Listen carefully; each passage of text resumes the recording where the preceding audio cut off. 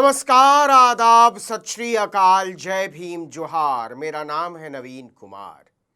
यह वीडियो देख रहे हैं आप, यह भारत से जारी हुआ वीडियो है कि देखो अमेरिका का फाइटर कैसे धुआं हो गया है ईरान के आसमान में। आप सोच में पड़ गए होंगे कि ईरान में मचे घमासान का वीडियो भारत से कैसे जारी हो सकता है। तो असल में अमेरिकी F-35 गिराने का दावा करने वाला यह वीडियो मुंबई स्थित ईरानी कॉन्सुलेट ने जारी किया है। जी हां, ईरान ने भारत में बैठकर यह दावा किया है कि उसने एक अमेरिकी F-35 फाइटर जेट को गिरा दिया है और इतना ही नहीं, उसके पायलट को हिरासत में ले लिया है। यह जानकारी ईरानी न्यूज एजेंसी तस्नीम ने दी है। अब डोनाल्ड ट्रंप के लिए हालात कहीं ज्यादा भयावह होते जा रहे हैं, क्योंकि रिपोर्ट के मुताबिक विमान गिरने से पहले पायलट ने कूदकर अपनी जान बचाई और वो ईरान के अंदर ही उतरा। उतरते ही ईरानी सेना ने उसे हिरासत में ले लिया। अब ईरानी सेना ने कहा है कि अगर अमेरिका और इजराइल ने उसके इंफ्रास्ट्रक्चर पर हमले बढ़ाए तो वो पूरे मिडिल ईस्ट में उनके ठिकानों को निशाना बनाएगा। ईरानी सेना के प्रवक्ता इब्राहिम जुल्फागरी ने कहा, अगर हमारे पुल, बिजली घर या ऊर्जा ढांचे को छुआ तो हम मिडिल ईस्ट में आपके पूरे ठिकाने तबाह कर देंगे। यह बात नजर भी आ रही है, क्योंकि इस बयान के जारी होने के कुछ ही देर पहले ईरान ने इजराइल के उत्तरी शहर हाइफा पर रॉकेट से भीषण हमला किया। यह शहर इस लिहाज से बेहद अहम है क्योंकि यहीं पर इजराइल का सबसे बड़ा ऑयल रिफाइनरी प्लांट है, जो 70% तेल प्रोसेस करता है पूरे देश की ऊर्जा जरूरतों का। इस हमले में 6 लोग घायल हुए हैं। इस युद्ध के दौरान इस प्लांट पर पहले भी 2 बार हमला हो चुका है। वहीं कुवैत के मीना अल अहमदी पोर्ट पर बनी ऑयल रिफाइनरी पर भी 2 हफ्ते के भीतर तीसरी बार हमला हुआ है।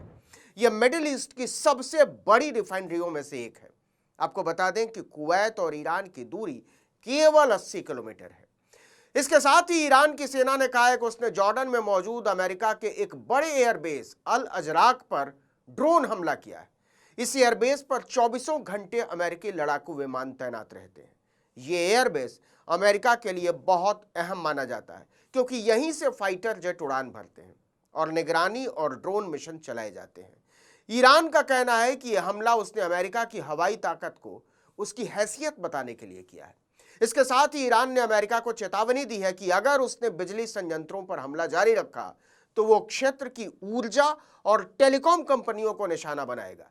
ईरानी सेना के प्रवक्ता इब्राहिम जुल्फाकारी ने कहा कि अमेरिकी हिस्सेदारी वाली कंपनियों पर हमले के लिए अमेरिका खुद जिम्मेदार होगा।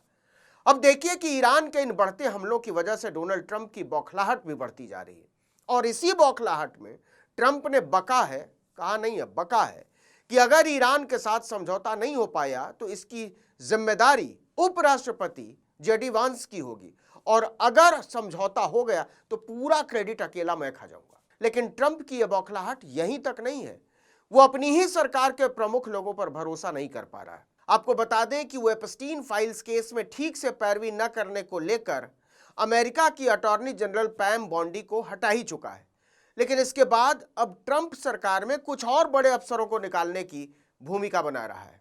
अमेरिकी वेबसाइट द अटलांटिक की रिपोर्ट के मुताबिक अगला नंबर FBI चीफ काश पटेल और नेशनल इंटेलिजेंस चीफ तुलसी गबार्ड का हो सकता है। वहीं अमेरिकी रक्षा मंत्री पीट हेगसेथ ने army chief general Randy George को तुरंत रिटायर होने का आदेश दिया। व्हाइट हाउस के प्लान से जुड़े कई लोगों ने बताया कि और भी अधिकारियों को हटाने पर चर्चा चल रही है। इसमें आर्मी सेक्रेटरी डैनियल डिस्क्रॉल और लेबर सेक्रेटरी लॉरी चावेज डीरेमर का नाम भी शामिल है। असल में सनकी ट्रंप को लगता है कि वो तो बहुत बड़ा तुर्रम खां है, लेकिन उसकी टीम निकम्मी है। इसी वजह से उसे लगातार ईरान के हाथों शर्मिंदगी का सामना करना पड़ रहा है। यह ट्रंप की हताशा को दिखाता है, क्योंकि वो अभी तक बड़े अधिकारियों को हटाने से बचते रहे हैं। उन्हें लगता था कि ऐसा करने से वो डेमोक्रेट्स और मीडिया के सामने कमजोर होते नजर आएंगे। पिछले कुछ महीनों से ट्रंप का आदेश था कि मध्यावधि चुनाव से पहले किसी कैबिनेट अधिकारी को नहीं हटाया जाएगा, लेकिन ईरान युद्ध के बाद ट्रंप की लोकप्रियता घटने से हालात बदल गए।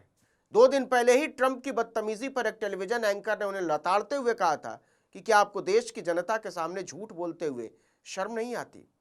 देखिए कि डोनाल्ड ट्रंप ईरान के घातक हमलों से न तो अमेरिकी सेना को बचा पा रहे हैं, न संयुक्त अरब अमीरात को बचा रहे हैं, न कतर को, न बहरीन को, न इजराइल को। इजराइल ने लेबनान के सीमावर्ती इलाकों को खंडहरों में बदल दिया, लेकिन अब हिजबुल्लाह की प्रतिक्रिया से इजराइल बैकफुट पर है। रिपोर्ट्स के मुताबिक हिजबुल्लाह ने 24 घंटे में इजराइल पर लगभग 200 रॉकेट दागे। इस प्रतिक्रिया से घबराई इजरायली सेना अब बॉर्डर के पास 3 किलोमीटर तक के इलाके को खाली करवाने की योजना बना रही है ताकि खतरे को कम किया जा सके। ईरान अब इजरायली सेना ने स्वीकार कर लिया है कि हिजबुल्लाह को पूरी तरह खत्म करना अभी संभव नहीं है और शायद पहले उसकी ताकत को कम करके आंका गया था। तो डोनाल्ड ट्रंप कह रहा है कि ईरान को पूरी तरह खत्म करना हमारा मकसद नहीं। इजराइल कह रहा है कि फिलहाल हिजबुल्लाह को पूरी तरह खत्म करना हमारा मकसद नहीं। तो सवाल है कि इस जंग का मकसद है क्या? इस बीच CNN ने अमेरिका की खुफिया एजेंसियों के हवाले से खबर दी है कि लगातार हमलों के बावजूद अभी भी ईरान के आधे मिसाइल लॉन्चर सुरक्षित हैं।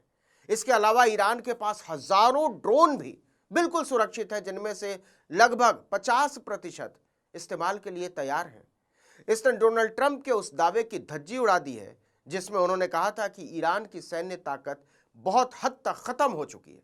वहीं रक्षा मंत्री हेगसेथ ने कहा था कि ईरान के मिसाइल और ड्रोन हमले 90% तक कम हो गए हैं।